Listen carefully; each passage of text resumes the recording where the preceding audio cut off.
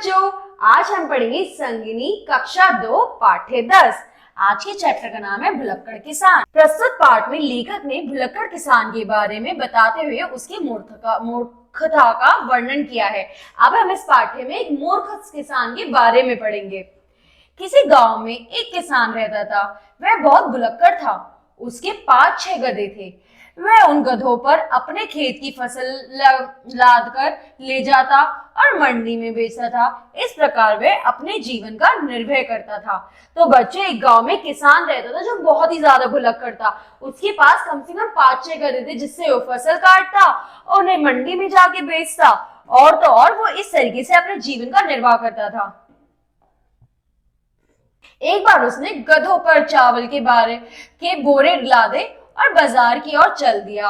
उसने मंडी में चावल बेचा और शाम को घर के लिए वापस लौटा। वह एक गधे पर बैठा गया तथा अन्य 5 गधों को हाँक हाँक कर आगे बढ़ने लगा। अब वो एक बार की बात है कि इसने चावल बाजार में बेचने गया और चावल बेच के अपने घर को लौट रहा था। वो एक गधे पे बैठा और 5 गधों को आगे बढ़ने को बोला, हाँक हाँक कर। रास्ते में उसने सोचा कि गधों को गिन लिया जाए, जिससे पता चल जाए कि कहीं कोई पीछे तो नहीं छूट गया। वैसे भी मेरी पत्नी मुझे भुलक्कड़ कहती रहती है। उसने गधों की गिनना शुरू किया। 1 2 3 4 5। अरे 5 ही गधे। उसने दोबारा गिना, फिर तीसरी बार भी गिना। अरे वही 5 गधे। छठा कहाँ गया? अब वो कहता है कि अब मैं जब घर पहुंचने वाला हूं तो क्यों ना गधों की गिनती कर लूं। वैसे ही मेरी बीवी मुझे कि भुलक्कड़ कहती रहती है।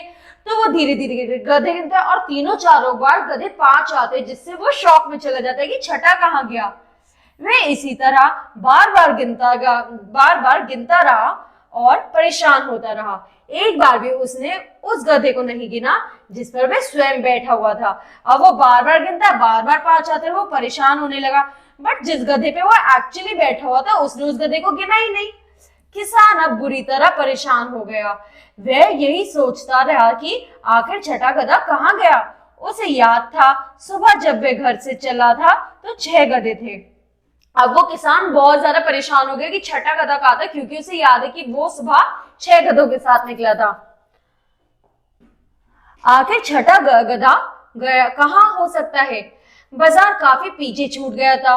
फिर भी वह मुड़कर बाजार की ओर चल पड़ा। रास्ते में उसने कई राहगीर से पूछा कि क्या आसपास कोई गधा दिखा। वह व्यक्ति ने यही कहा कि उसे कहीं कोई गधा दिखाई नहीं दिया। अब उसको ये था कि अब तो मार्केट तो बहुत पीछे रह गए, बट वो फिर भी जाता है और वो सारे राहगीरों से पूछे कि तुम्हें कहीं आसपास कोई गधा दिखा। सब लोग मना कर देते हैं। बेचारा उदास होकर तथा गधा मिलने की सभी आशाएं छोड़कर पुनः घर की ओर चल पड़ा। देर रात होने पर वह घर पहुंचा। उसकी पत्नी घर के बाहर खड़ी थी। वह अपने पति को देखते हुए ही समझ गई कि वह बहुत परेशान है। हो ना हो वह आज भी कुछ भूल आए हैं। उसने पूछा, क्या बात है, कुछ परेशान दिखाई दे रहे हो। अब इन द एंड जो ये बंदा है वो थक हार कर अपने घर पहुंचता है और उसकी बीवी उसका बाहर वेट कर रही होती है।